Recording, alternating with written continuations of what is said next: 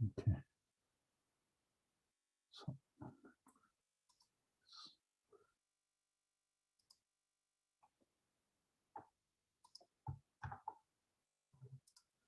share my screen. Okay. Here. Okay. So I need to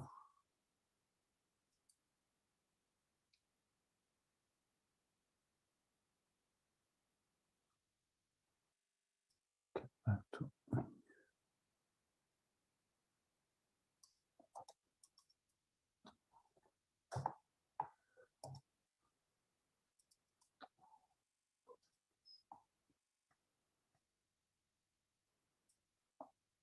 copy what has it explained.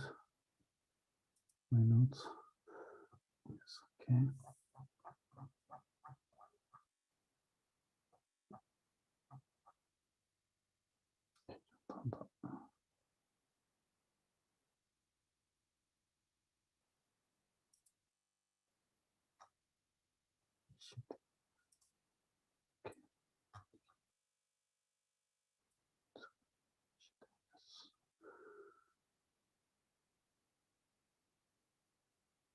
Goes into chat. Okay.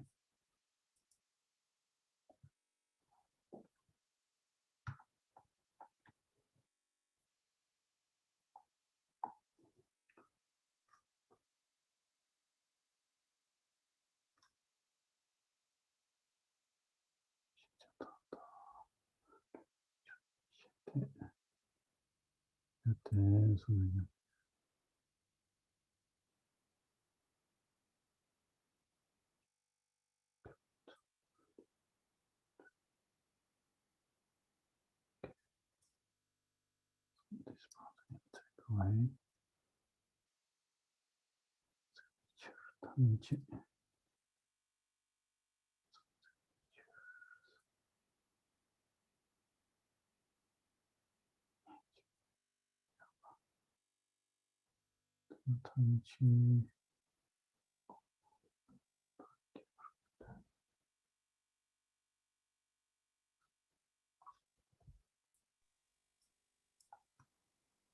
Okay.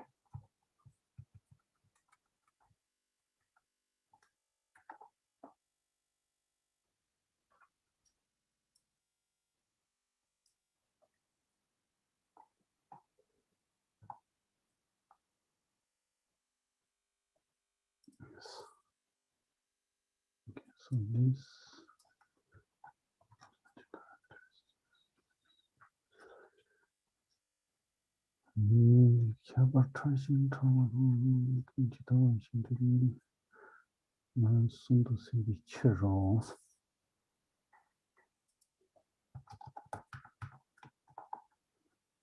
Okay, so yes, he went into more detail for this part. Make it a bit bigger.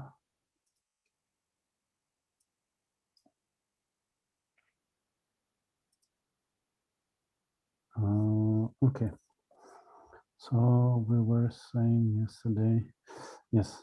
So we see in direct perceived obscuration of phenomena sometimes never know to be between the form and the evanescence. That in there that there are because in English you mean that they exist in that are found. Yeah. That are. So you mean that there are in the sense that they exist and that are. Yes, isn't it? The first corresponds to exist. No, that there are. That exist, yeah. Yes, yes. Because it in English becomes like that there are, and it becomes a bit. Yes. So people can. Exactly, all of them exactly as they are. Yes. Yeah. In the accents and extremely fine characteristics. Okay. So I think we stopped at something between the form, from the form until omniscience. Yes. Kunyan. We saw yesterday Kunyan.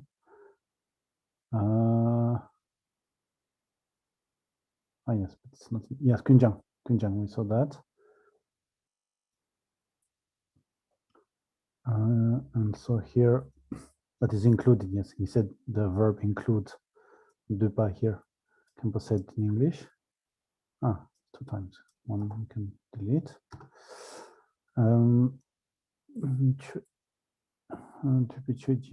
Is included between the form and the omniscience.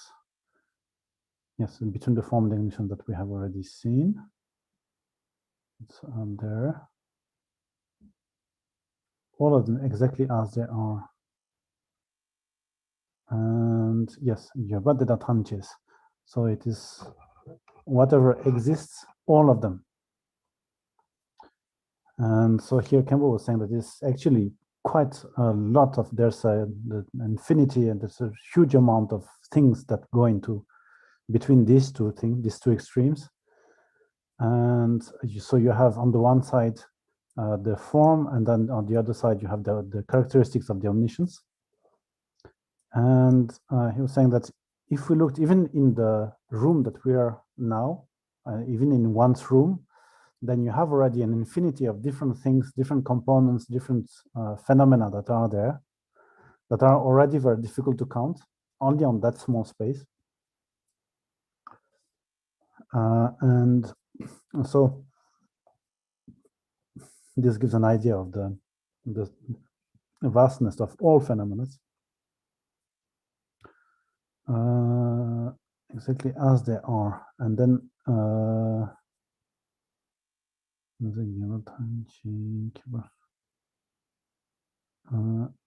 and yes, as they are in their essence.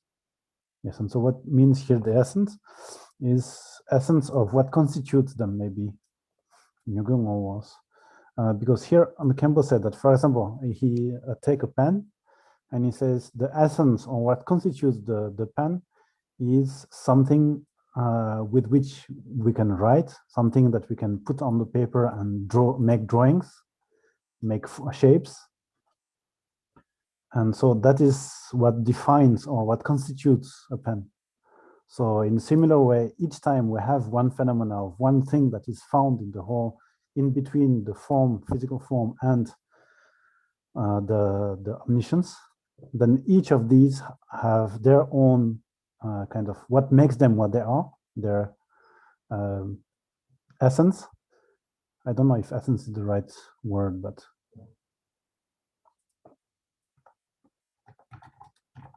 what makes them what they are. I'll put this like that, so it's easier to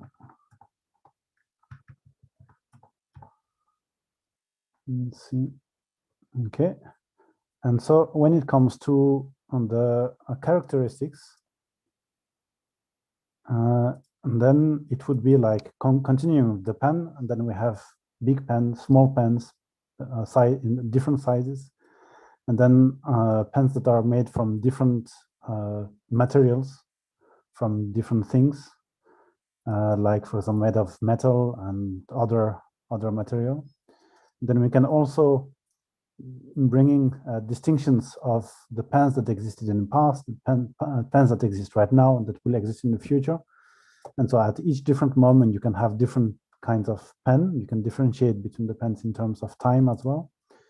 And so if we kind of see all the different kinds of only one object with one pen you can have, it becomes something uncountable. And so all of this Manjushri is apprehending, so his wisdom is apprehending. And so the meaning or the what makes this is yes, and they're extremely fine, their characteristics. And so yes, so what makes them, what makes the essence, and what makes the characteristics here. This is the meaning, what is done here. And so both of them, he does not just have a rough understanding, but he understands them in their extremely fine, extremely finely. So yes, so actually I had not understood correctly yesterday, because extremely finely covers both the essence and the characteristics.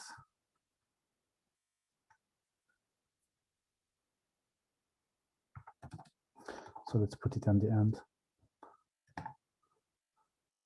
And extremely finely, what he meant, he said was, if you kind of you separate each part of each constituent or each characteristics of each phenomena, then you would see, for example, how the material of the pen, how the material is kind of put together, yes, on the level of atoms, how atoms fit together to create that material and not another.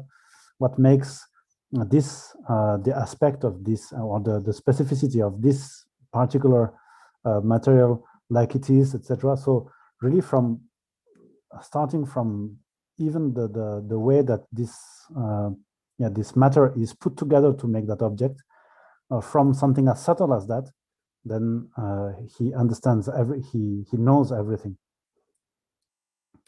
And so here on top of that, we know he knows all of it. Good. Let me see. Yes, all of them. And so this all, Kempo said, it's very important because it means that everything that can exist is included in there. And so it shows the width of how many things are included in his are known by him. And so we say just as they are, exactly as they are. This means without making any mistakes or without being having any illusion about that. So, for example, when there are many things, see many. When there's only one thing, see only one. And to see exactly how they are, not what we think we see, but how they are actually. And then we have so these are they are without any obstruction. This I missed. So no, you did not miss Trupchen. You have it at the beginning of the sentence. Ah, yes, okay, yeah.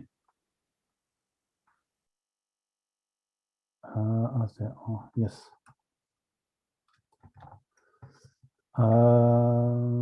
Yes. So, yes, so this directly was just as they are. No, directly comes afterwards. But yes, directly here refers to Campbell said that there are two ways of understanding or knowing something. Either you know it because you perceive it directly with one-year senses, or you perceive it indirectly with inference or by deducing that it must exist. And so the second type of knowing is the one that makes use of signs to know that something else is behind, or that uses reasonings or syllogisms. And Campbell gave this very classical example of the syllogism, which says, on the subject, which is the top of the mountain in front of me, there must be fire because I see that there is smoke. So it's not some knowledge that is very precise. It's kind of, we just barely know enough that there is something, that there must be some fire there, because we see the direct result of that fire, but it's not a clear knowing of how the fire is, how strong it is, what it is burning, its color, etc. So that is the limitation of the inference. And here Manjushri does not use that kind of signs of the smoke or the inference, the reasonings to perceive things, but he perceives directly. Just like if you put, let's say, an object or a flower in front of you, then you can see directly with your eyes exactly the color, the shape, and everything very clearly. And so for Manjushri, all the phenomena that exist, as many as there are, as we have seen, they are all perceived exactly as they are in the same way, in that exact way. Yes. And here obscuration. So here we come to the same idea of obscuration, and here Campbell says that it is here an obscuration is something that prevents you from perceiving directly. So something that is an obstacle for the direct perception, like in the case of that flower, something that prevents us to directly see the details of the flower. And that is an obscuration. And so the Manjushri clearly sees all of the phenomena in this way. And yeah, Campbell said that here we're still talking about the quality of knowledge or quality of knowing of Manjushri. And it ends here by teacher, which means because of that. And so let's say that is why. And yes, this shows that before there was something else that we had said, that he's kind of giving an explanation or giving a reason why. And then we can also read it in the following way. What it indicates is that, so the fact that he's able to perceive all phenomena that way, what it indicates is that, and then to have the following passage. And so because of perceiving things like that, then, or to bring a relation between what I said before and after, then we have this second passage. I'm going to split into a sentence like before.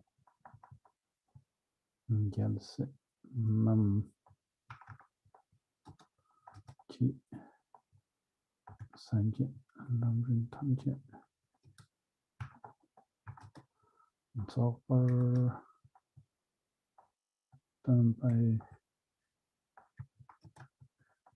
Shichingi Levan Tsimbi Gyunsei Yong Yutes. So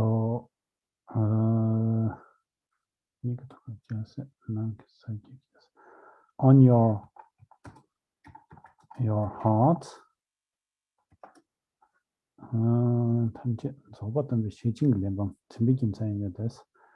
you hold here, you hold the volume of the Prajna parameter that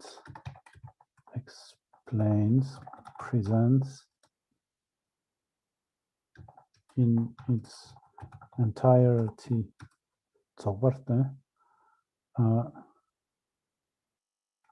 All the steps of the path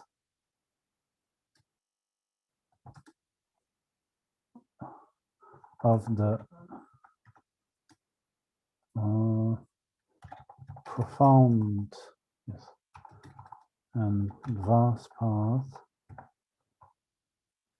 of the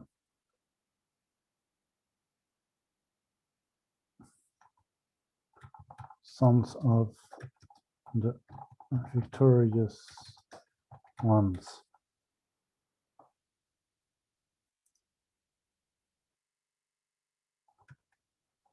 Children. Yeah, sometimes this translated children, sometimes sons. Just these words that in Tibetan are in bold are the words that are in the praise, yes? Yes, yes. Yes. Can you bold them in English, please? Yes. On the last paragraph as well. Yes. I guess you don't have.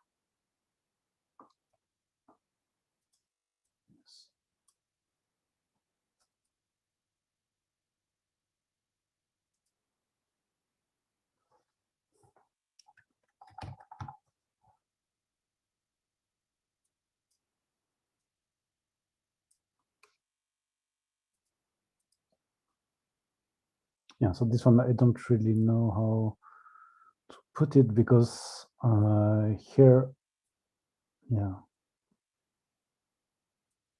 I think I'm going to, because in the translation in English, I wouldn't say all the things of the samsara nirvana.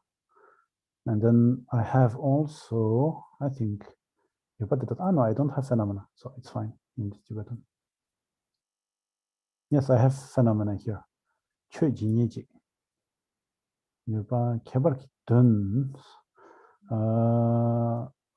it's not here that it should be all of them exactly how they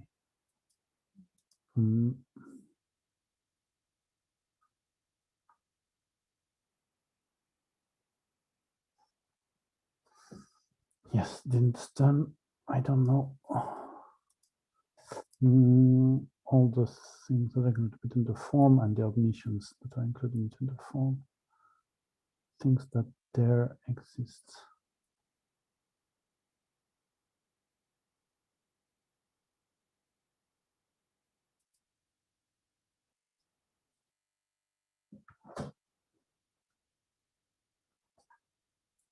Yeah, maybe this done is the that in English. That's the closest to it. And that are included, that they are all, and that are included. So it's about that way. Okay. Kun. All Kun Chishin.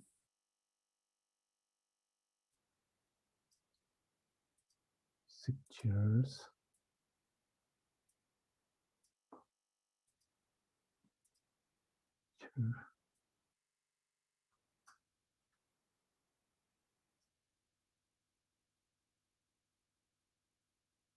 Ah, yes. There's this because at the beginning of the sentence. That picture that was left out. I forgot. Yes.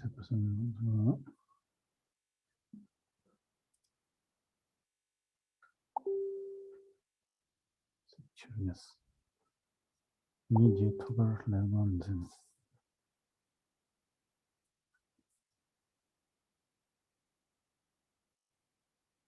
Need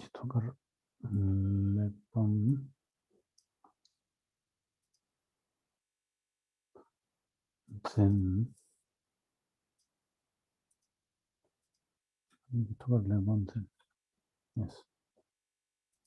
Okay. So that is for the bold parts. Some of the victorious ones. Yeah. Yeah, I think I covered.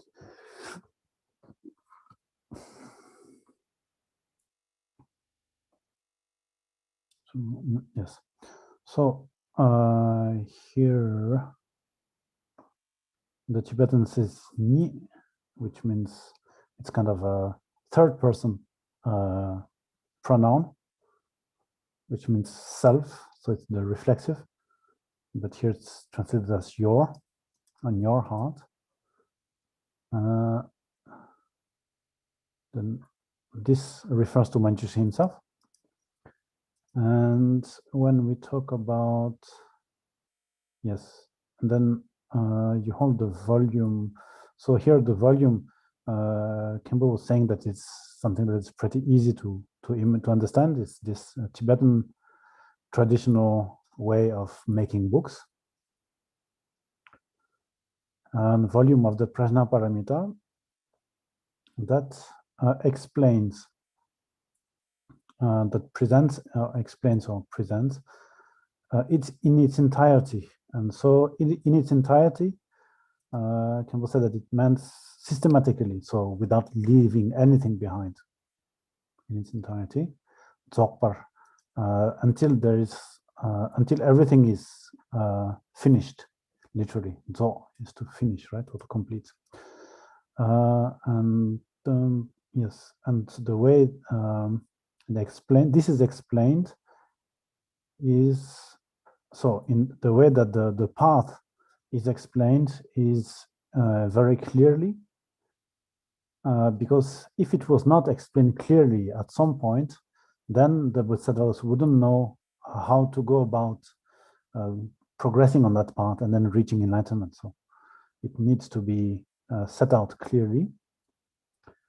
And here, what this shows, this part, when so the fact that Manjushri is holding this volume of the Prajnaparamita, which explains the progressive path until enlightenment, what is understood is that we consider Manjushri at this point in the text not as Buddha anymore, like in the beginning, where we were, when the author was saying that Manjushri is a Bhagavan, so a full enlightened Buddha.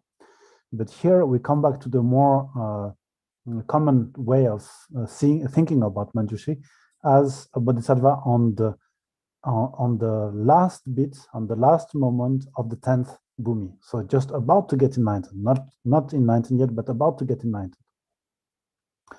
And so it is because he himself went through and is reaching the very end of this path of the 5 paths and the 10 bhumis, that he's holding this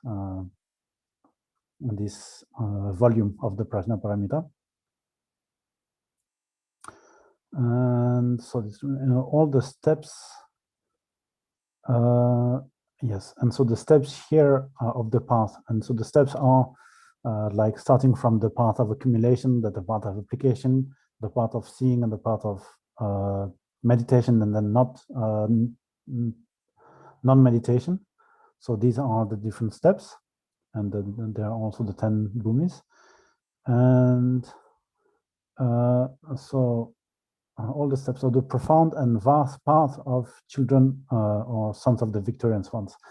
And so here, Kempo said that this path, the path that is explained, is actually not also just the kind of the roadmap, but it also designates the qualities of being at such and such stage that the Bodhisattva will have in his own being, in his own continuum. So you have this kind of two different usages of the word path, referring to the steps that we need to go through and the qualities that one acquires when we are at such and such stage. And so, yes, also Kimball was saying that it refers to the things of each level, so the qualities of each level, and the fact, and here the path is described as profound and vast.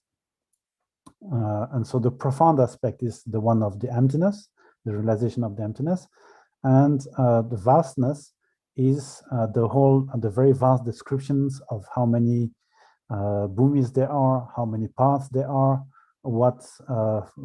how each bhumi and each path is described in detail, all the obscurations that are being abandoned or discarded at each level, all the qualities of realization that are acquired slightly differently and with increasing clarity and increasingly over the different levels and paths. So all of this is extremely detailed, and this is everything that is found in the Mahayana. So all of these extremely vast things are the object of this volume of the Prajnaparamita. Yes. And so, yes, that is, I went until that point in the explanation. So maybe now, yeah, if you have questions, of course, please, I can write down if there are any questions that we should ask the Kempo afterwards. And yes, like I said many times before, but maybe just to reinforce that anytime during these our sessions, if you have something question or so, don't hesitate to stop me.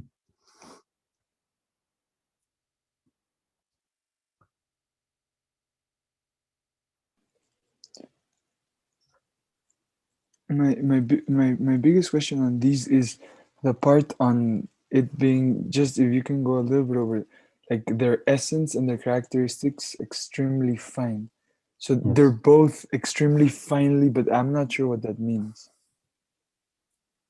So I think it's Like not the essence and the characteristics that are fine.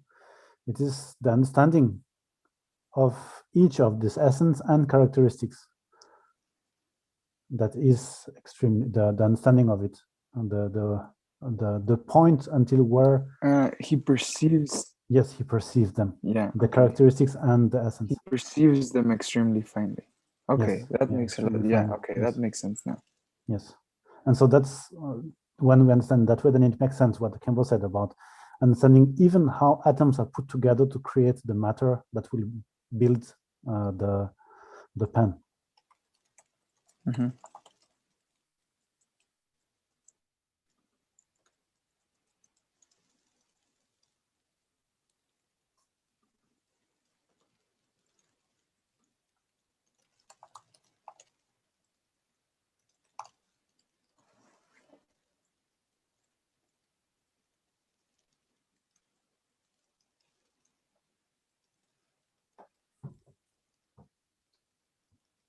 And actually the expression here are extremely fine. In Tibetan it's Trashin Tawa. So it's 2 times the same verb here. So the first one is finely and fine once again. Trashin Tawa. So like the fine of the fine, with the finest.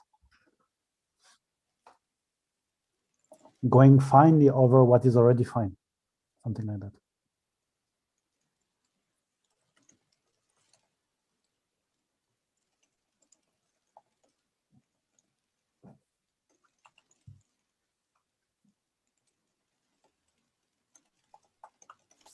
And therefore the fine can be understood as precise, detailed, in that sense. Yes. Yeah, it's, I mean, if you want to render the meaning, then you can use those words. But the Tibetan word itself, or the way that Tibetans think about this, is that you understand things in their very fine constituents. So the word is actually fine, refined itself. It's not that it's detailed. Detailed is already some kind of, it's the point of view of how you see things, not how they are on the side of of what is perceived. So when you say something is detailed, you're already given a point of view of that.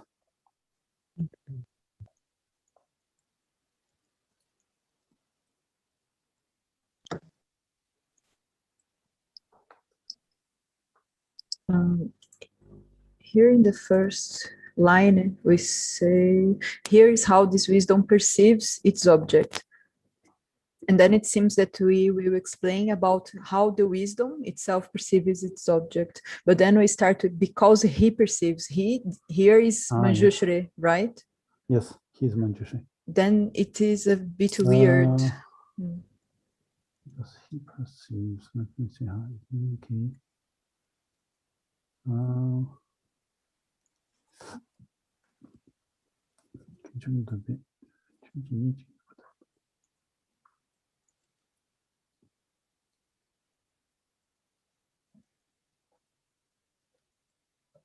There's a problem here. So to be. I'm thinking to be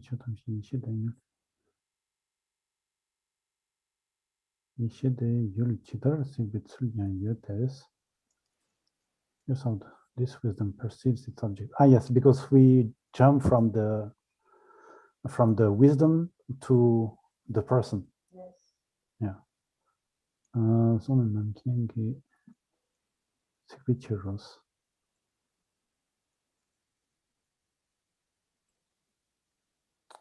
Let's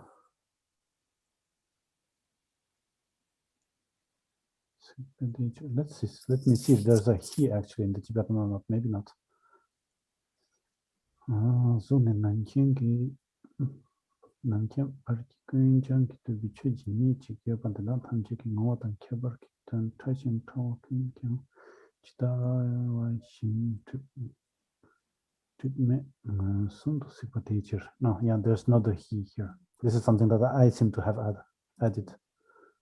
So we can say it's instead. Yeah.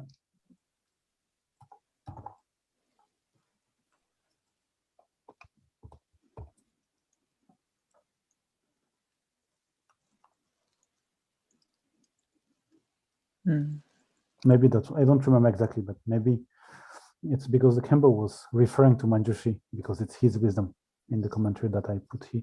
I don't remember, or maybe it's just me who kind of missed that.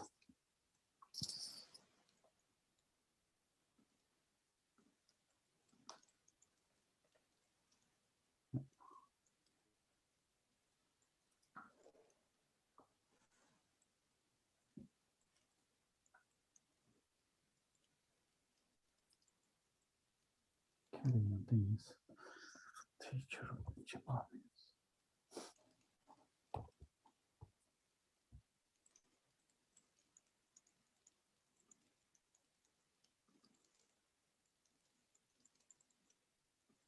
Yes. Okay.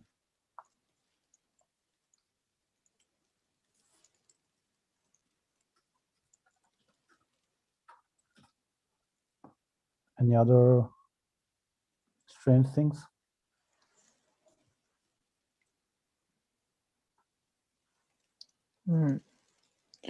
Maybe in a little while. Now I'm trying to put it into the second version, and that's where I normally get the. Yeah. Start thinking about the meaning. Yeah. Okay. So while you do that, I'm going to prepare for the next bit.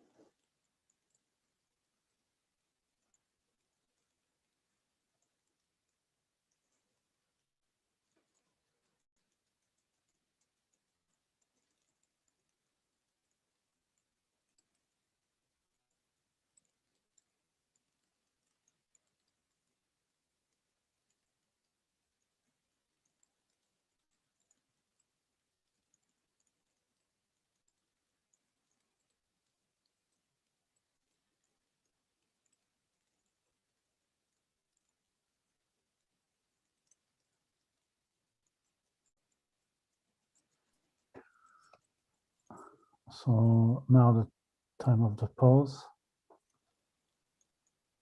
See you in 10 minutes. See you guys in 10.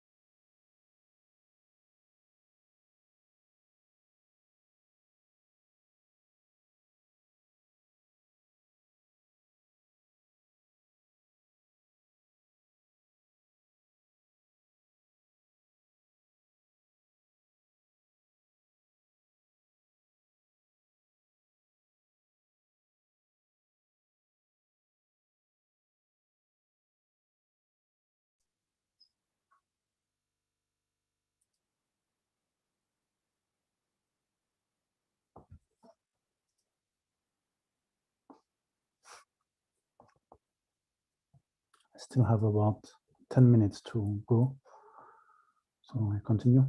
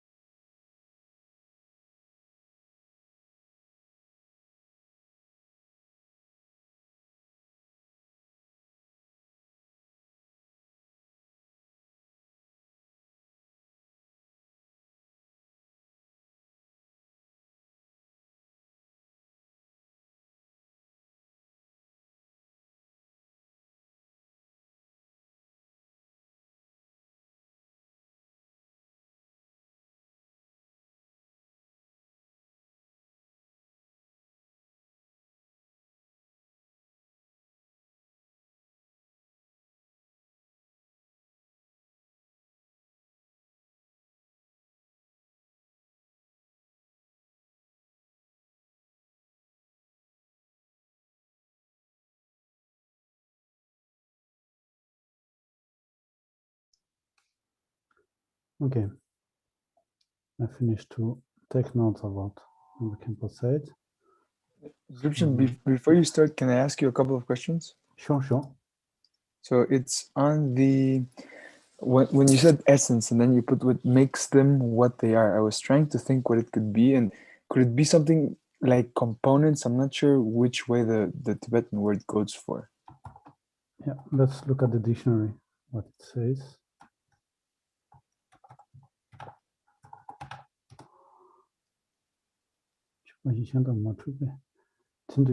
So it says literally the thing or the part of one thing that makes it not mistakable with other objects, other things. All right, so definitely not component. Essence, nature. Nature Essence, can be okay. yeah. Or nature. Essence, nature. Yeah. It's like when you talk about the essence of a house, for example, it's going to be the fact that it has 4 walls and something on top that prevents rain to come in. That is what distinguishes houses from other objects. So something like that.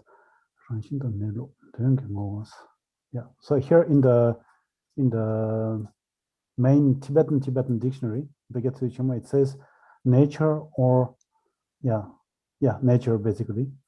And so what makes something itself? Okay. And then just to make sure, when it was when it said later the extremely finely at the very bottom, that extremely finely is like referring to everything that it perceives directly, right? Without obscuration.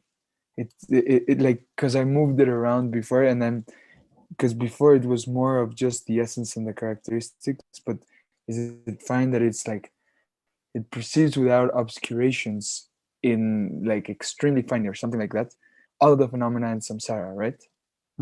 Yes. Yeah. And so here actually all phenomena are kind of presented in from two different angles. One is the angle of samsara nirvana, and the other is the angle of from the form until omniscience, from the form until the omniscience. But both of these kind of angles refer to the same all phenomena. Yeah, it all refers to all phenomena, and they're all perceived directly without obscuration in an extremely fine way. Yes, yeah. Great. Yeah, extremely fine way, just as they are in their essence and their characteristics.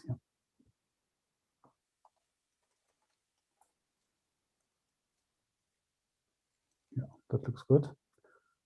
Okay, so on the next passage, this one's I'm going to be continuing with this. Yes.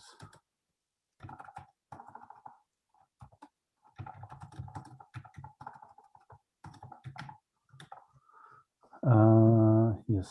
So can we add some other things on this last passage that we were going through? Also, okay. Yes. And then when we are talking about the sons of the victorious ones, usually Gyaltse, in kind of normal Tibetan, Gyaltse means the son of the king, Gyalbogi Se. But here it's not the king we're talking about, it's Gyalwa. Gyalwa is the victorious one, the one who conquered. And so that's why it's not the prince, Prince Min. And so the reasons why we call the Bodhisattvas the children of the victorious ones is because they, out of all the people that are learning that are getting something from the victorious ones, those who are the closest to them are the Bodhisattvas. Sorry, I lost you. I don't know if other participants as well. I lost the sound. Okay. A few seconds, so I didn't understand what the Gyaltse, you said it was not prince in this case. Yeah, so Kempo was saying it's not the prince, but it is the children of the Gyalwa. Gyalwa is the victorious one, not Gyalpo, but Gyalwa. And yes, and then Kempo was saying that the reason why we call them the children of the victorious ones is because of out of all beings, those who have the closest qualities that are found in the victorious one's heart are the bodhisattvas. So they're the closest to them in that aspect. And it's for that reason, because of this closeness, that they are called children of the victorious ones. These bodhisattvas must be, so these children of the victorious one must be beings who are on, who have entered one of the 5 paths, at least one of the 5 paths. And so they must be beings who are on the bhumis or on the levels, on the paths and the bhumis. Okay, and then there's yes, okay. Yes, and then for the text, the volume of the prajna paramita that Manjushri is holding, the word in Sanskrit, Kempo was saying, is pustak, and that in turn has given, once the pronunciation has been adapted by Tibetans, it became poti, which is the equivalent. It's a synonym of legbam, and it's what is written here, poti. So just as we hear it. And so this volume, the prajna paramita, here there's nothing that tells whether it is this version of the prajna paramita or that version. The name of which exact version is not given. But we could imagine, like Kempo was saying, that it is something like the 8,000 verses prajna paramita. And so as, yes, and so grammatically, the relation between, so in terms of Tibetan grammar, the relation that this volume and Manjushri have is a relation of an object and its owner. And also, Kempo was saying that, yes, and so the reason why this volume is at the level of the heart of Manjushri is to represent that in his heart, so in his mind, Manjushri has the quality, has the wisdom and intelligence to explain without any mistake and in all its details the path that leads to the full enlightenment. So in order to represent that, then the volume is at the level of the heart of Manjushri. And the fact that he holds also this volume shows that he has the wisdom that allows him to explain entirely the path. And in order to represent that, or to kind of put it into, to symbolize that, then he is holding, Manjushri is holding this volume of the Prajna Paramita. And so in terms of quantity, because there's a certain amount of pages that we usually see, that we can imagine that there are in the tankas or the representations of Manjushri, Kempo was saying that since Manjushri has wisdom that is able to, that is so, is so inconceivable, and that goes so far beyond our own intelligence, it could be possible that even in just a few lines or a few pages, Manjushri could read it and have in his mind all the meaning of the 12 volumes of Prajna Paramita. So instead of having, so here it's, Kempo was saying that it's to show that even though there's only one volume that is put, actually, for someone like Manjushri, it could contain the whole of all the Prajna Paramita. And it doesn't matter because his wisdom allows him to withdraw all that understanding from only a few pages. And yes, and so this is because the Manjushri's wisdom is completely inconceivable to us. Okay, so that's what he said. And yes, to be continued this. And so the reason why, yes. Yes, okay.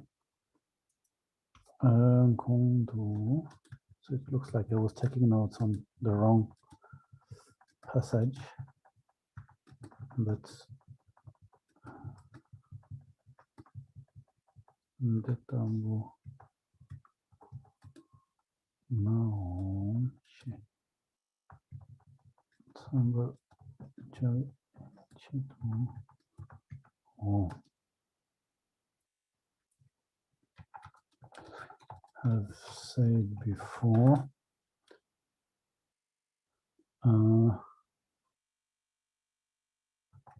This represents the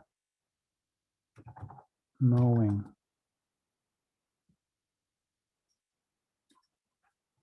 that allows to see, perceive all the phenomena as they are and how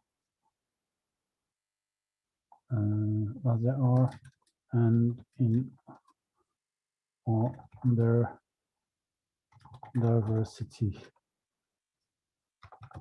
literally how many they are. Yes. Yes, okay, so about this here now, yes, here na, so Kimbo was just saying that the verb na means you, so to have. There are the name, the city that he possesses. Okay, and so to represent is to show the meaning of, literally. That's how Campbell explained that. And so, yes, this represents, so this here refers to the fact that he holds the volume of the personal parameter, represented, and that, yes, represents the fact he possesses the knowing. Yes, here's better. Yes, so this represents the fact that he possesses the knowing that allows to perceive all the phenomena as they are. So this is in one way, and in all their diversity. So yes, I have one doubt. How many they are? It means like it doesn't matter how many they are. Yeah, they are many, innumerable. Yes, actually, like this this is a reference to the two kinds of omniscience, Jitawe Kempa and Jinyewe Kempa. So the first one is to know, it's to be able to count all the phenomena and to say, okay, there are this, this, and this, and to enumerate them. So this is one way of knowing everything. And so this is Jinyeba, to count them, to say, okay, here we have this amount of phenomena, and this is what they are. And then the second type is to know how they are. How is their essence? What are their characteristics? Not only enumerating them, but to be able to see how they are. And I think this has something to do with the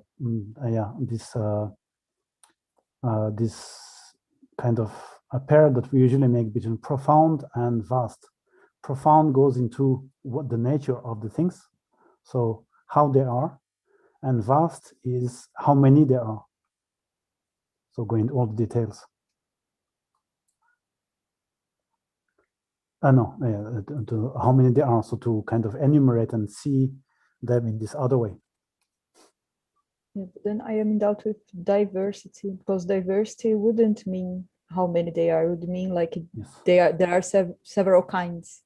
Yeah. So this is the meaning. No, diversity is my interpretation, but literally it is how many there are. Yeah. So if it doesn't fit, we can just take the verb.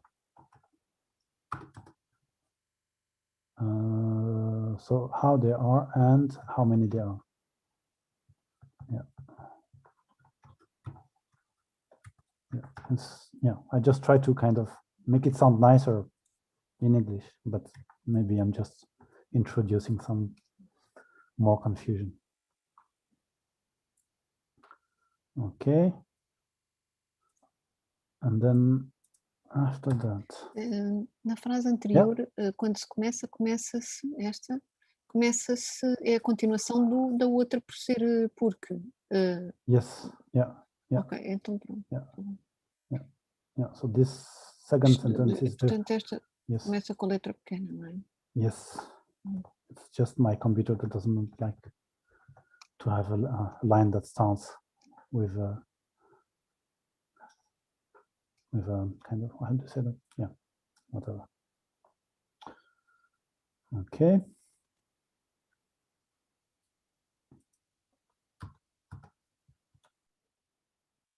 And so second, yes, then we go to the next session here, the next part of the text. What was that? Not session 3. Yes, now we start this part here, praising from the point of view of his love.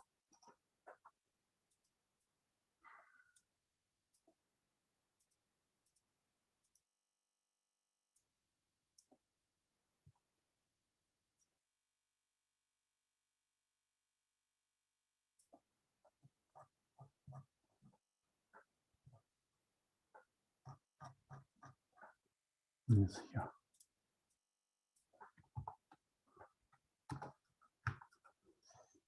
So,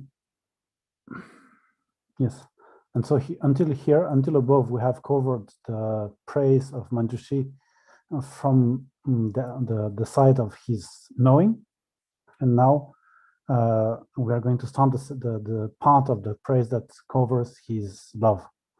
And so Kemba was saying that so the quality of love that Manjushri possesses is something that not only him but all bodhisattvas must possess, because love and wisdom must go together, must be possessed together by the same bodhisattva. Otherwise, there's no way that a being can be a bodhisattva, because if at the very beginning the bodhisattva does not have this compassion, and then he cannot develop that compassion into bodhicitta. So there is no vow of bodhicitta, and without the vow of bodhicitta, then there is no bodhisattva at all. And so it is for that reason that here in the second part of the praise, then we're going to see the praise from the point of view of the great compassion that is the love. So here Kempo made a kind of a parallel between, he said that the love that we are talking about here is the great compassion. Okay.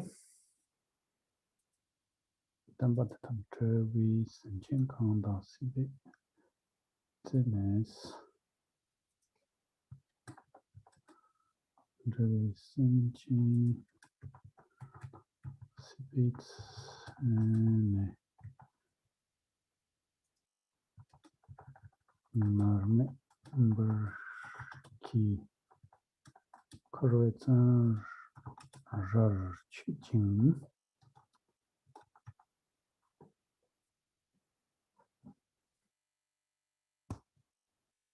Then I am down to package. Yes. Okay. So let's go into here.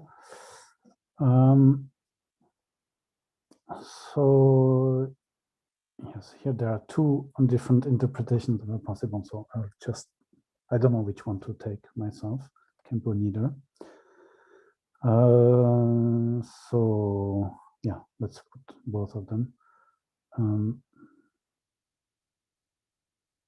Conditional.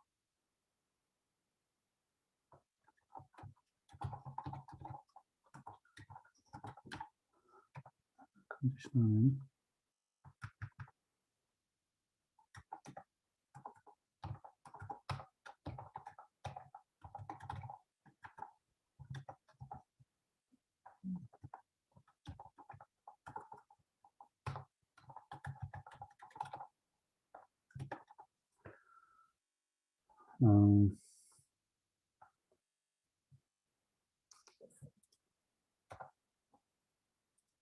Yes, okay.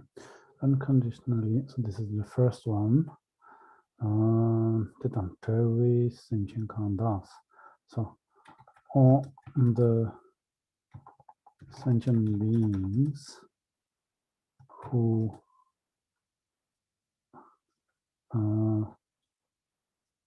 are unstable.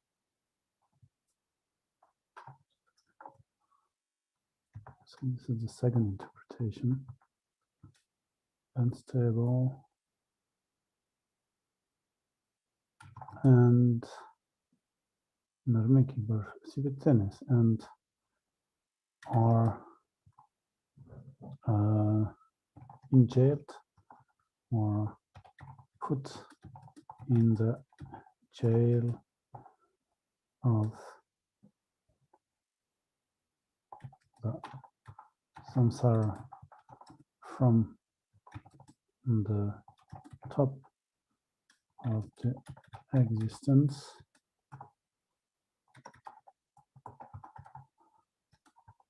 until the unbearable heavens. Teachings. Yeah, okay. So here this verse opens with Tempa. And Kempo said that there are many ways that we can understand that. In the Vinaya, for example, it can be understood as some objects, or we can understand that it is something that is unceasing. And in yet another context, like in this prayer of that we recite before eating the tok during Ganachakra offerings, then you have Tempa Mepe. And so this refers to the fact that we are an offering is made without holding anything back or without expecting anything in return, without any expectation, or without having this feeling that we are losing something. And so in that sense, then it would go in the direction of unconditional, that does not have a condition for an action. And so Kempo says that this is one of the ways that we can understand it here. And so this would be that the bodhisattva here, so they do not have, so a Manjushri does not have anything that he wants to obtain out of helping others. He does not have an objective or a reason why he's helping others. He just does it because, he just does it unconditionally.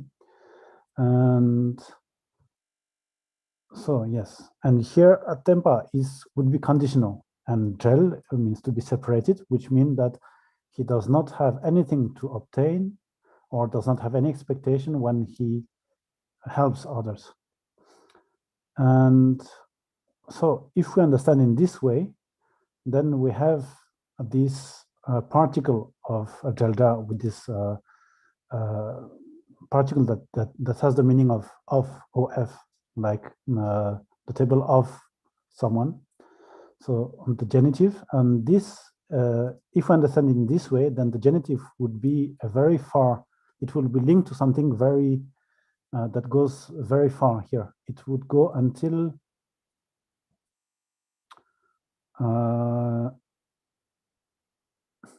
here, because the meaning would be that that Manjushri loves beings unconditionally. And so we would be forced to kind of say that what is the unconditional and what it defines, the verb that is qualified by unconditionally, are separated by a whole very big chunk of sentence.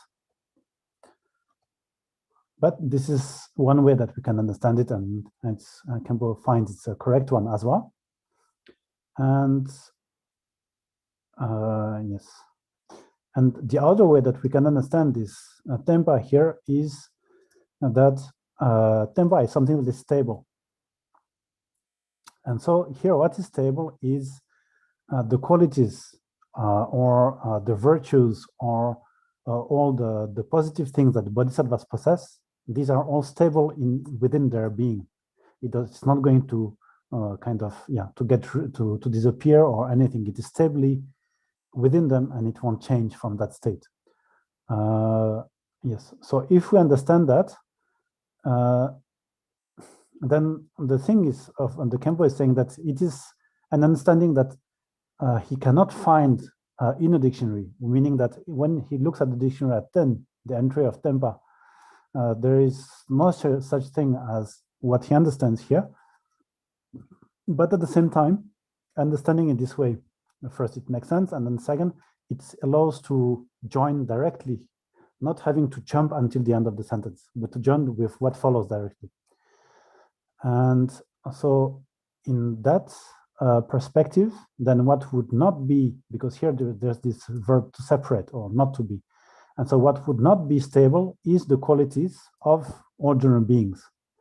Because for ordinary beings, they might have some virtue at some point, but then it's going to be destroyed because of this and that reason. So for that reason, whatever the sentient beings possess, the ordinary being possess, is not stable. So then it's how we can understand the sentient beings who are unstable, who are not stable, or in whom qualities are not stable.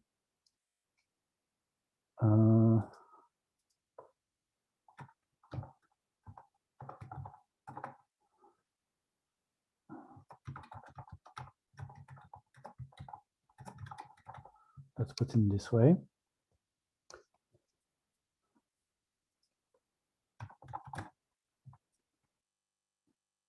Okay, so that's the second way of understanding it.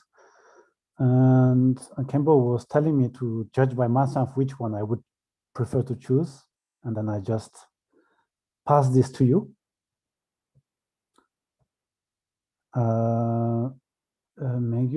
Yes, okay. Something you mean, yes, okay. And so, and then yes? Just to make sure I understood the two options. The second one is the sentient beings are unstable, and the first one is that it just means unconditionally, and it refers to the unconditional love that Manjushri has. Yes, because at the end of the sentence, actually something like unconditionally something, Manjushri loves all beings. Oh, I see. But this something is a huge block of the sentence. Yeah.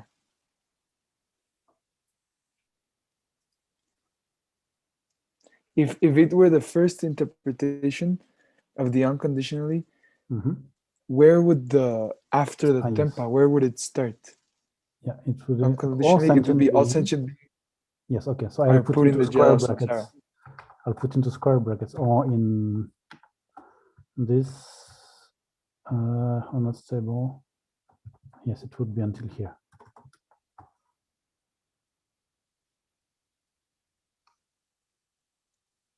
Yeah, and then the bracket like this that you have after that should go, right?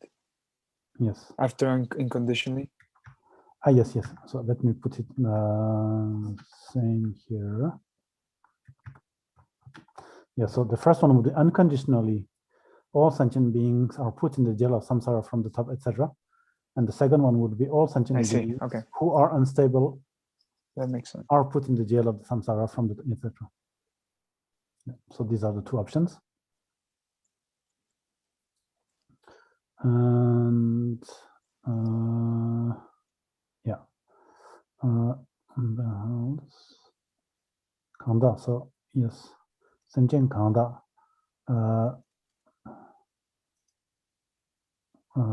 Sentient Ganda, all the beings who are, yes, Ganda, Gang is who are living in, as the Khenpo himself was saying in English. And what he was saying is that when you're a sentient being, you don't have any other place to go but in the samsara and between the top of the samsara and the unbearable hell. So then Kempo said that, of course, in the Vajrayana or in secret mantras, we talk about this Vajra hell. But here we are in a more, the Vajra are meant to be even lower than these unbearable hells. But here, since we are in the general Mahayana context, a more general context, then we don't draw from what the Vajrayana says in this Mahayana praise context. So that's why here Jamin Khensa Wangpo is using not the Vajra hell, which would be from the Varaya point of view the lowest, but the unbearable hell. And so that is for the limit, the below the limit on the bottom, and the limit on the top. So what is on the highest point in the samsara is the beings who are able to remain in the subtlest samadhi or subtlest meditative absorption. And so Kempo was saying that we have the world of the form with gods who do not have a physical body but only abide in their mind only remains in meditative states.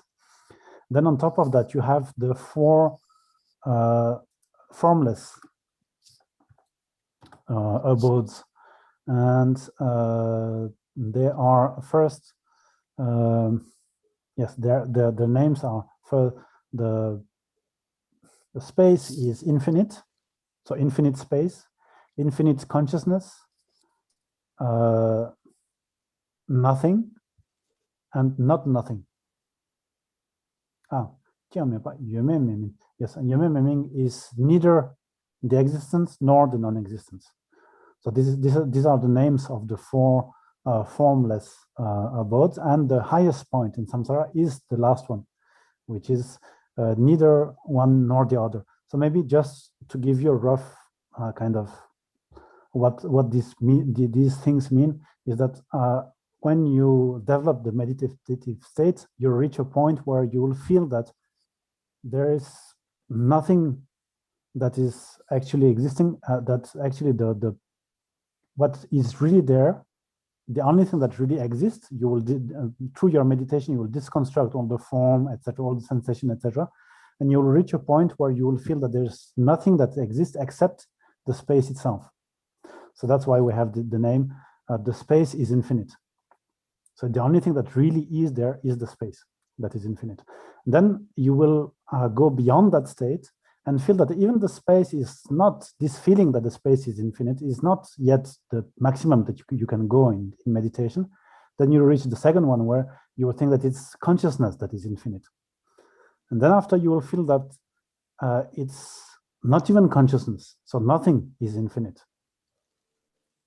And then you will go beyond that and you reach a point where neither something nor nothing is the real thing. And so that is the highest point of samsara. Okay. Question, Drupjan. Yes. The word there, put in jail, does it literally say put in jail, or are they? Yeah. Who are chu, and let me see the here on the verb in Tibetan, chu, to enter, to yeah, entrapped. It's okay. Entrapped. Or yes, who Or found just themselves to be in. It's like let's say you have a box and then something entered through it, something went inside. That's the idea.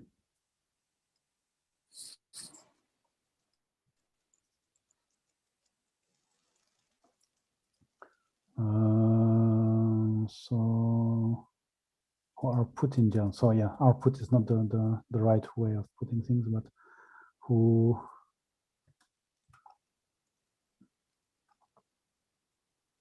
have entered in. Yes, that's monitor. Okay, so who have entered in jail of the samsara. who have entered in or trapped themselves in, or something like that, right? Yes, here the idea is when you're trapped, you're already in the state of being inside. Here, chu refers to the action of moving in. Having moved in, having entered. Yeah, but yeah, I mean, this is for literal translation. Afterwards, then you can adapt. As long as you're not putting them outside of samsara, things are more or less okay. All right.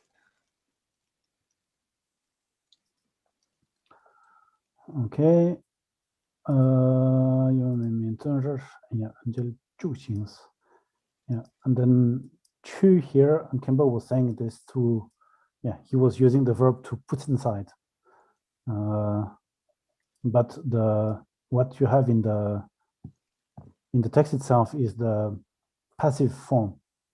It's not the active. To put something inside is the active, and here chu is the passive. So to be put inside. Okay, so sentient beings who are there, they能读大当dagir tsimbi marikwe mena tubo gosum gunne tomla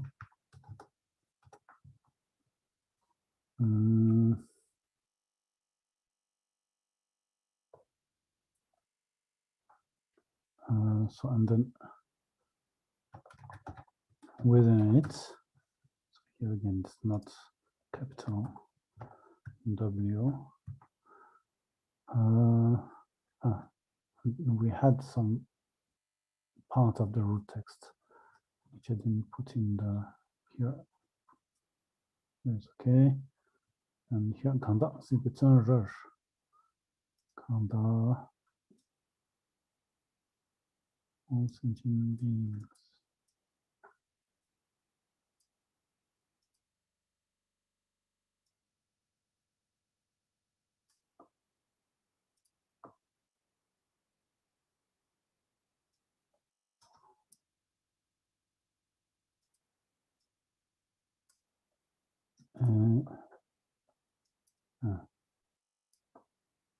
In the chair. Sibitsan. Okay. Within it, they nando datan tagir tsimbe marikbe mena tobor bosun kene tongas.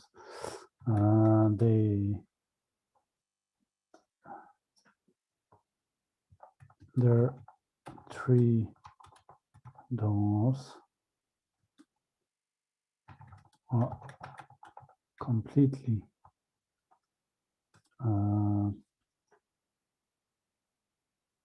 tom. Let's try to find a good word.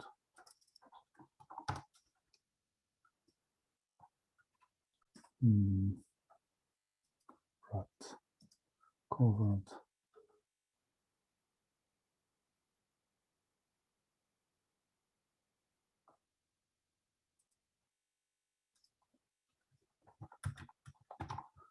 Wrapped in the dense ignorance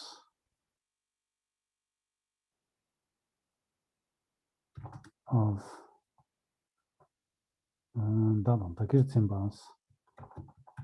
clinging to the I, me I, and to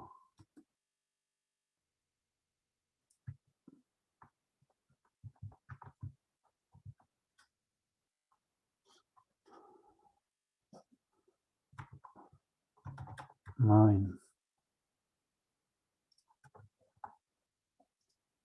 To mine. I don't know how to put this. Yeah. Okay. Momentum.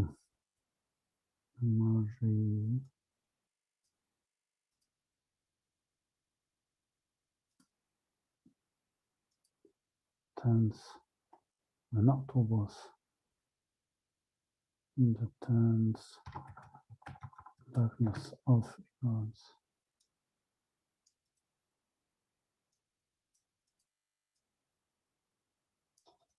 Yes. Momentum. Yeah, okay. So here within it, here there are three doors. Is here when we talk about the doors, it's like in spoken Tibetan, it's whatever allows us to do something. That is a door. And so all the ability of doing anything, whether it's through the body, through the speech, or through the mind, is completely wrapped or covered until nothing can, it's completely wrapped or yes, covered. And here being covered means that because the ignorance is covering the three doors or the three ways of doing things, the possibility of doing things, then this the covering itself means that they because of the ignorance they are not able to do things according to the nature of how things are.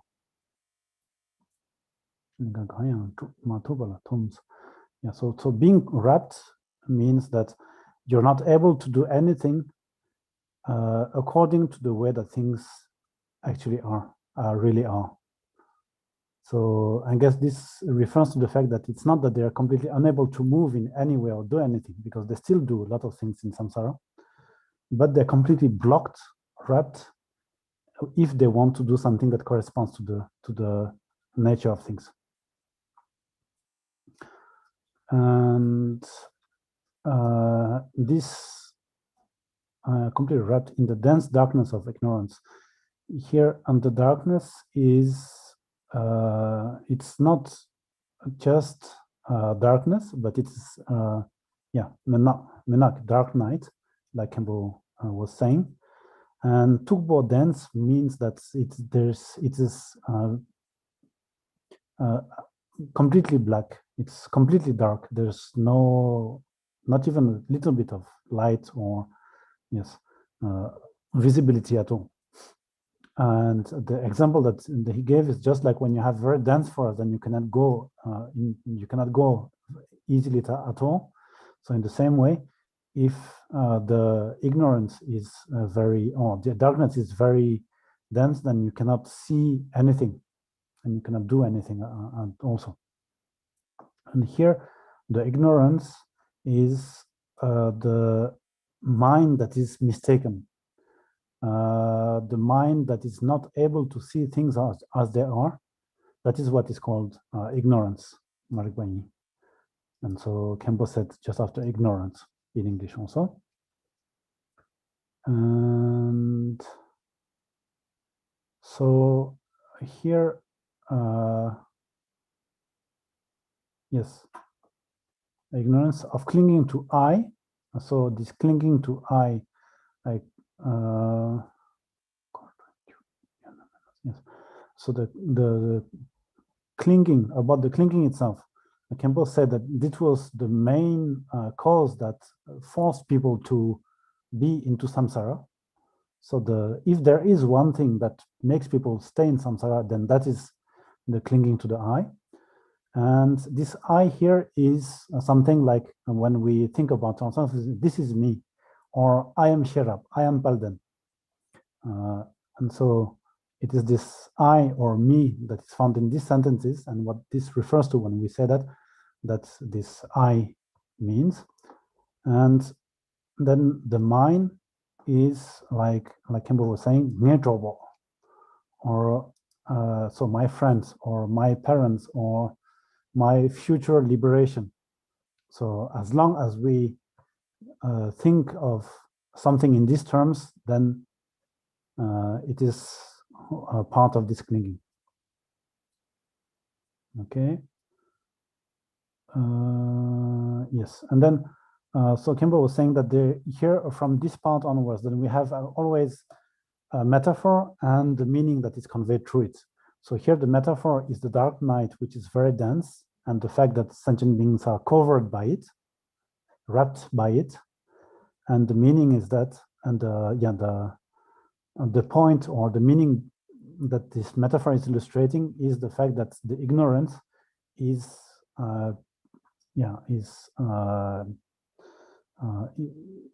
preventing sentient beings from doing things according to the nature of phenomena.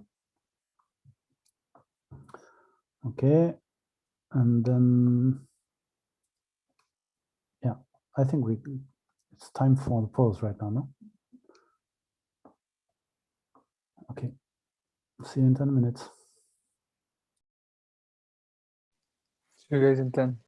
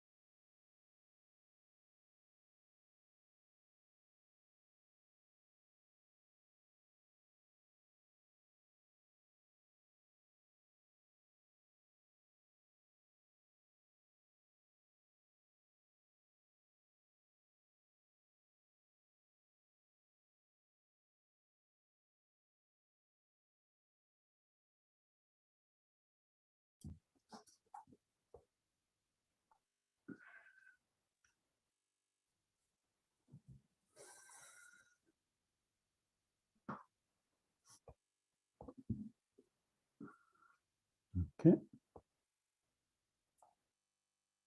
Yeah, I think we'll be able to finish. We just have this small, about 1 page to go. Whoop, whoop.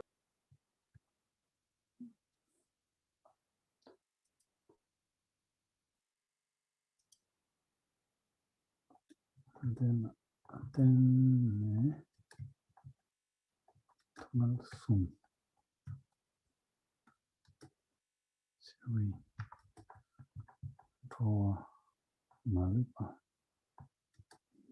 So kunla shinto tsui inje tam temperatures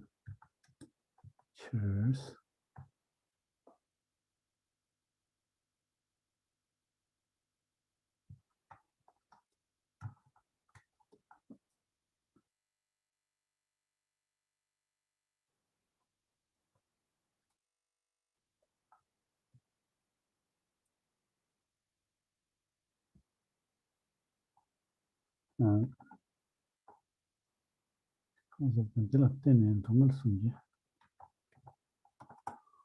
della tene.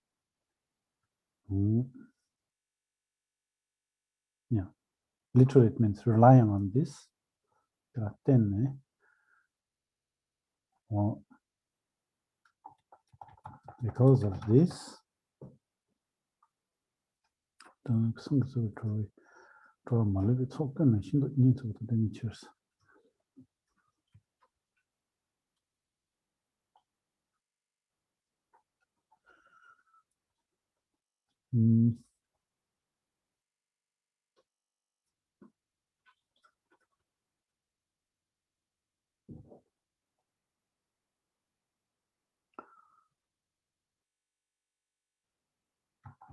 Since you are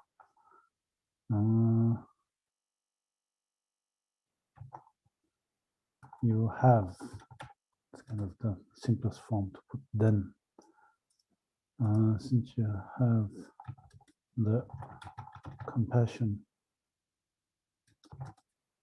of loving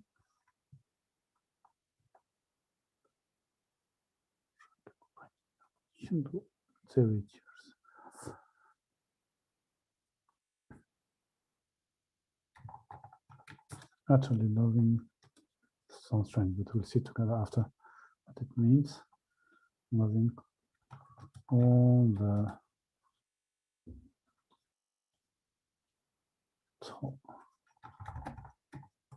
assembly of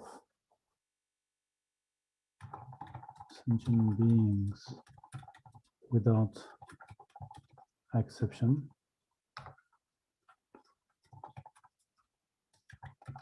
behind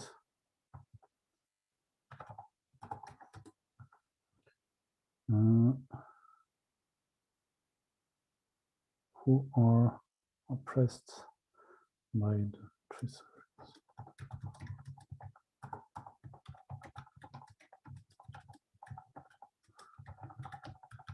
Three sufferings. To make easier with Rosokelnas,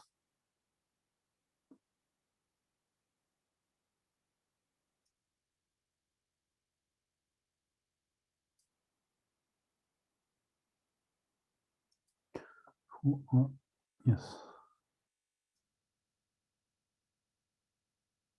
oppressed by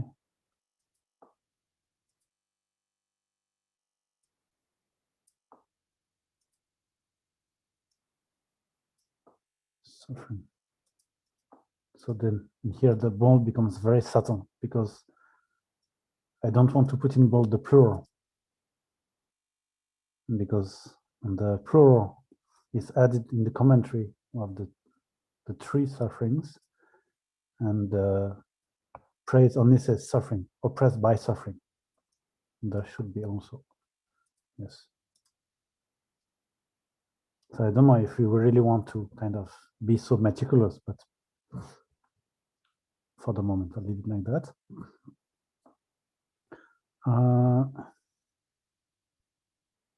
Okay, 조속 동해순 동해 기술 조속했나스 시루이 조속했나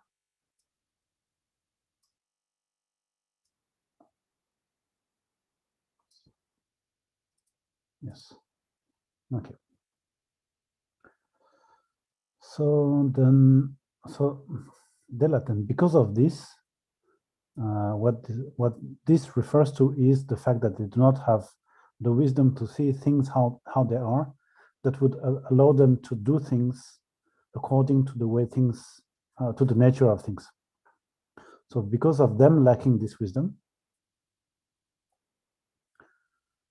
then since you have the compassion, so the since is going to go together with the next paragraph or the next sentence. Since is this cheer here, since you have the compassion and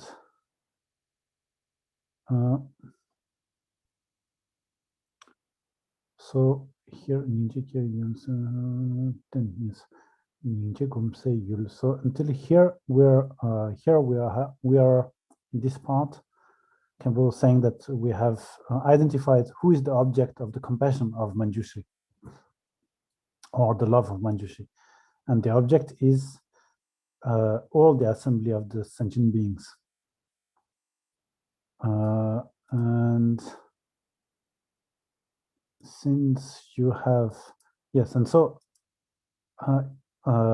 before we had this, the first interpretation was unconditionally, here unconditionally, and so unconditionally goes together with this part. It is unconditionally loving or having the unconditional compassion of, yes, having the compassion of utterly unconditionally loving all the assembly of sentient beings. So unconditionally goes together with this verb here. It's the adverb of this verb. But right there, Drupchen, there's another word that means utterly as well. Utterly, yes. Because it kind of, if there's yes, if there's the both words, then it's kind of repeating itself. So it might detail that it's the second. Yeah, but in Tibetan, like we'll see, utterly. Yes, they mean different things. Unconditionally means that there's no condition behind the fact of loving, and Shinto here utterly means in this, it's very much, actually, it's just to putting a lot of emphasis on that.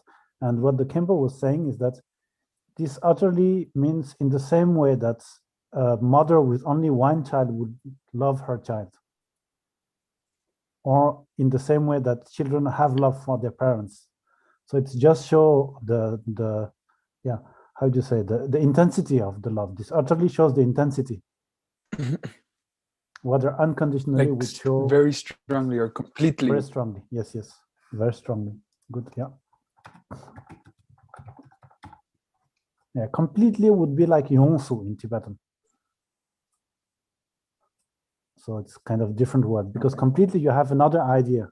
You're covering all the possibilities with completely. Here we just have the intensity with Shinto.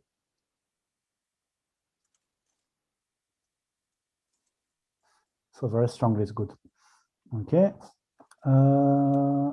Very strongly loving all the assembly of sentient beings. Okay.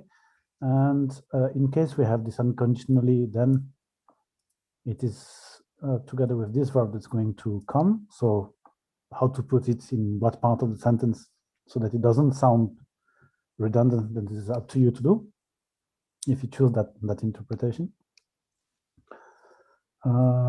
Yes.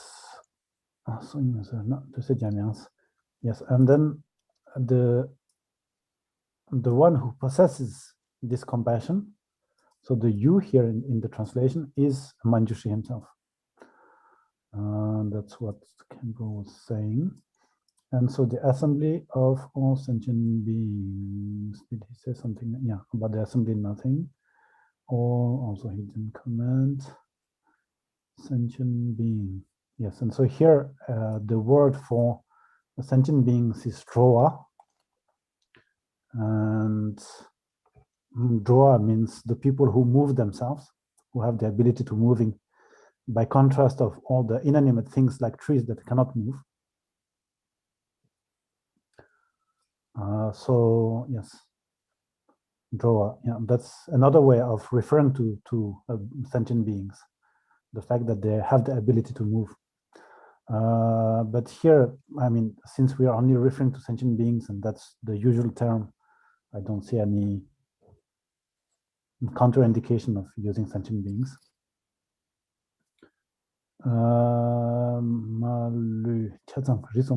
Without exception here, so Maluba, yes, living without leaving behind anyone. This is literal meaning. And then Campbell was explaining that it means all of them, without exception means all of them, and without making distinctions between some groups of beings versus some other groups. And that is what is behind this without exception, Malupa. And who are oppressed by suffering means that they are here. Zirwa is really like you're pressing something. It's the pain that is of having a lot of pressure or something on some part of the body, and so it's another way of saying suffering, like Campbell was saying. And here the three sufferings that we're talking, yes, so the suffering itself is commented by Jame Khensa Wampo as being the three sufferings. Khensa Wampo adds the sum. And Campbell was saying this, as we all know, these three sufferings are the suffering of suffering, which is like on top of having one's father who is dead, having one's mother who dies, so on top of having already one suffering to have another one. Then the suffering of change is something that was good that turns into bad, or the opposite. So there's the fact that there is change means that there is suffering at some point.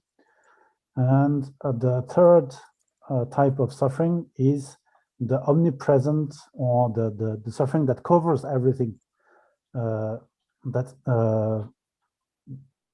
Because of phenomena being compounded.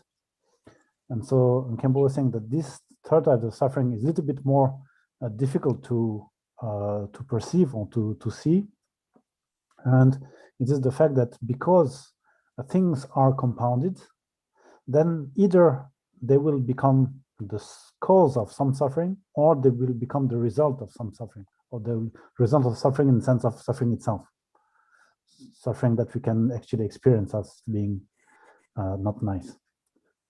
And as long as something is compounded, then it will inevitably either be the cause of suffering or the result of suffering. There's no other way around. And so that is the third type of suffering. Okay, so these who are oppressed by the three sufferings.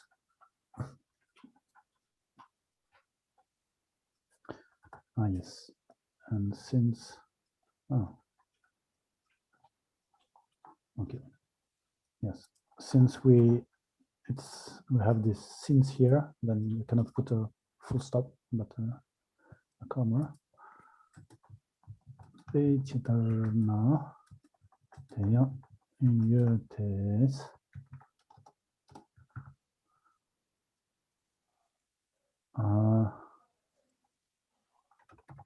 Here is an example that shows how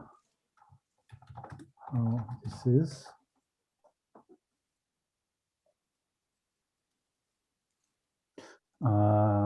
Yes, literally it would be like, what's example? Here it is. Yeah, so that would be the literal rendering. And once again, here Campbell says that this here it is means here's what I can explain of it, not here's how it is. I have something that I can say about that.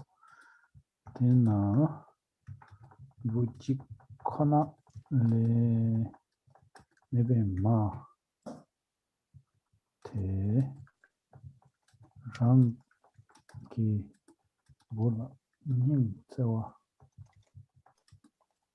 de ters champion ni ki tongal ki narwi sinjen tanche la kebar meba le tongal le kyobar de pi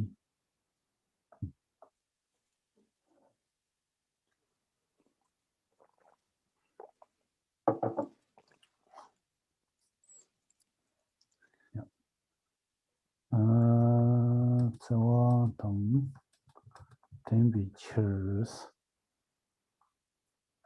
Okay. In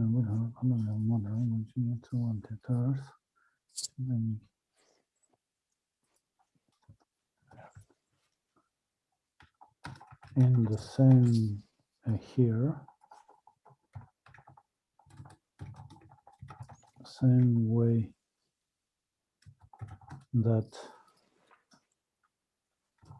a mother who only has one child loves her child. I'm keeping this repetition because it is in Tibetan. And so in Buchiktar says, yeah, Buchiktars.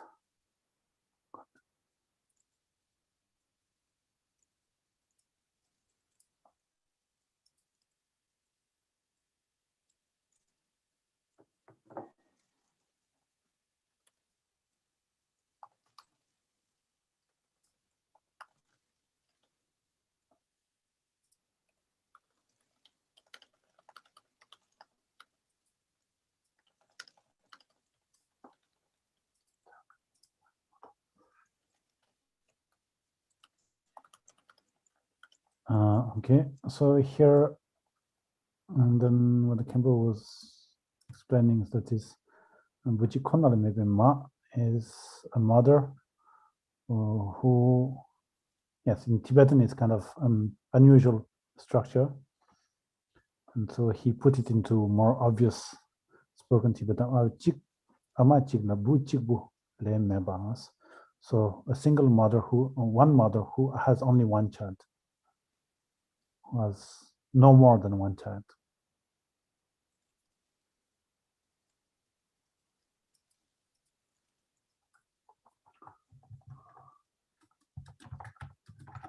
Then one child.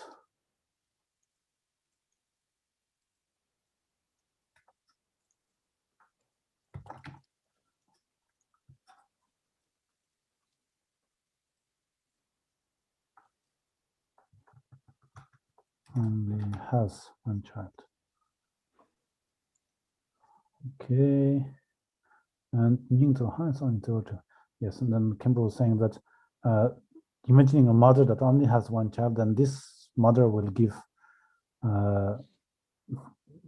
love in an increasing, in extremely intense way. Or she will give love in a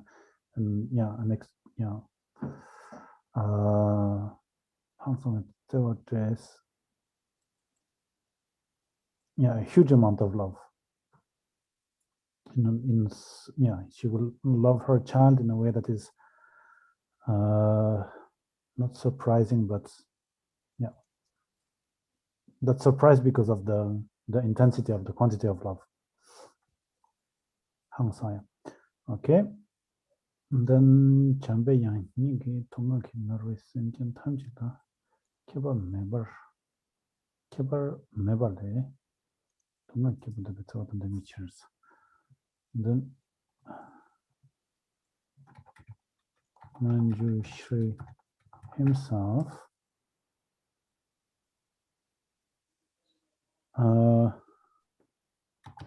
since he doesn't make distinction between all sentient beings who are oppressed by, who are, yes, who are narrow, has this idea of length that oppressed does not give, tormented or afflicted. Yeah, tormented looks good.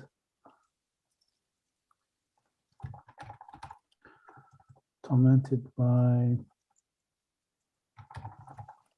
suffering. Manjushri himself, since doesn't make a difference. Yeah. Kebar mebas. Yeah, just wrote exactly the same thing. So it's not really useful. Yes. And so this lay here in Tibetan is put us at a place that is makes it difficult to understand what it actually means. And so the Khenpo explained that it is since he doesn't make Dilaten, and because of that, and the thing is that because Manjushri has this, or through Manjushri having love towards all sentient beings in this way, then he has the wish to protect them or to take them out of suffering.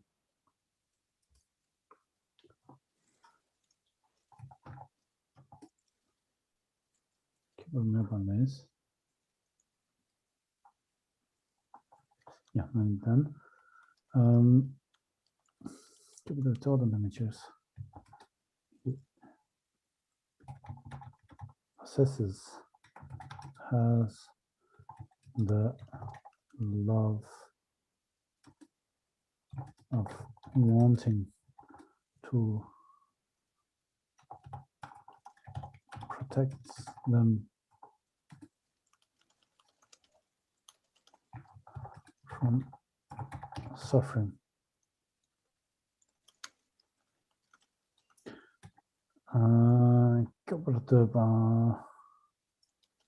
Yeah, usually Kyoba is translated as protect, but here it's like they're already in the suffering. So this Kyoba means actually taking them out of. Let's see if the dictionary says something.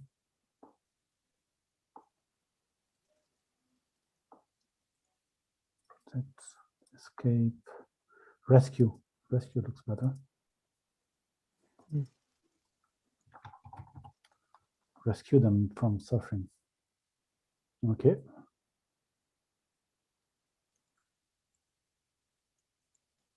And yes, that's where we stopped.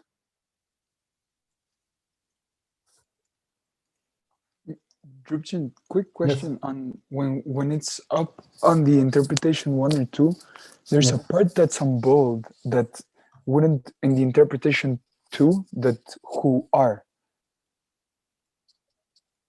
Like all sentient beings who are, I'm not in the first interpretation, there's nothing with that. There's no Kanda, who are Kanda, all sentient beings who are sentient beings. Yes, okay, yeah. Yeah, so the reason why I have put that is because of Kanda means who are living in. So those who are something, who have. So maybe, yes, the who can stay outside, but are maybe it's not necessary here, inside the second interpretation. All sentient beings who. Oh, so we put the who outside just before. Yes. Okay.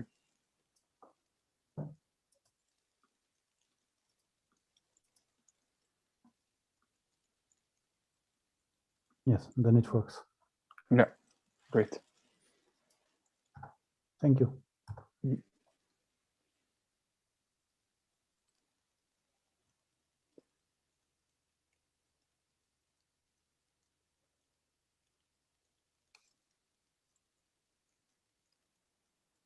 Wow.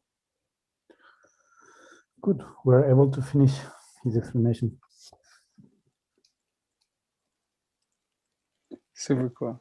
It's kind of feeling like we're getting more and more into the meat of it. It's like Yeah. it's very cool.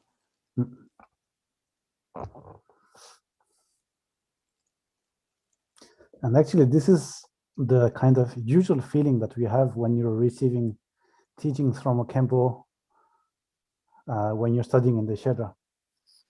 Oh, really? As you can see, yeah, it's much different than when you're in the summer, you're outside in the tent, half distracted by what's happening, the wind, etc., and people who are children going around, and then half listening to the teacher who is explaining, giving his teaching. So you're like, not really there, but yeah, it's yeah. And you don't have the text also that he's explaining, so you don't have that stable base on which you can think and put your thoughts on. And so yeah, this looks much more like what happens in the Shedra.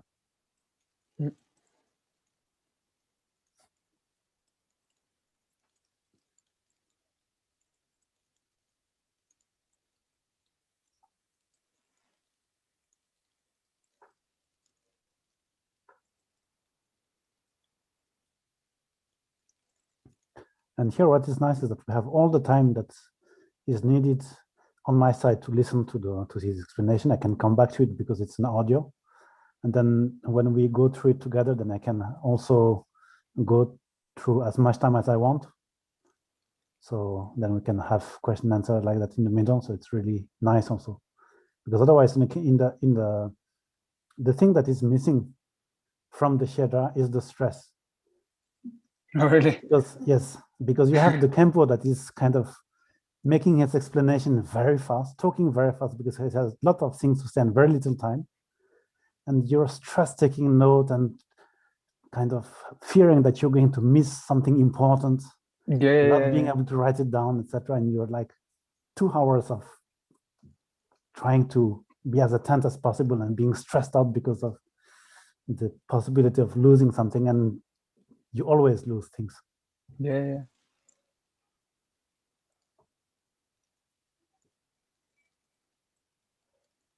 Yeah, I can imagine. Even right now, I kind of feel it. I can't imagine without all of the structure here. I'd be freaking out. But that's good. I mean, it shows that you are kind of taking what is getting what is meant to be given in this kind of explanation. Well, at least trying to, right? But I think it really helps. The structure really helps. Yeah, it's true. But what I most like is to see this kind of text or prayer that we're reading all the time, that we have read all our life, and actually see how someone can actually undo it, like deconstruct it and put all the meaning that we never saw in it, and actually open it and show it to us. This I find really wonderful. Yeah, I think it's really nice that they have the bold thing, that it's actually the words and they just add the meaning into the sentence. It's very cool. I hadn't seen it before.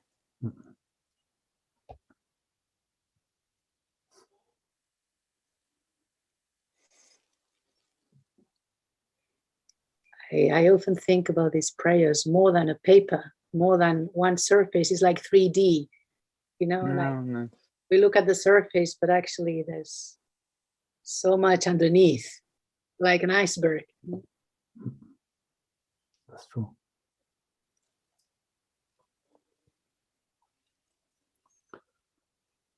Were there, in the last paragraph, were there any on bold there? I can't seem to see paragraph. It. In the Manjushri himself. Yes. See.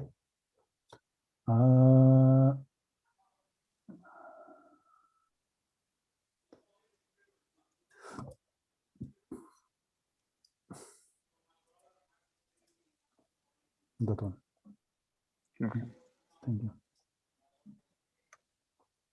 Okay. So now it's time to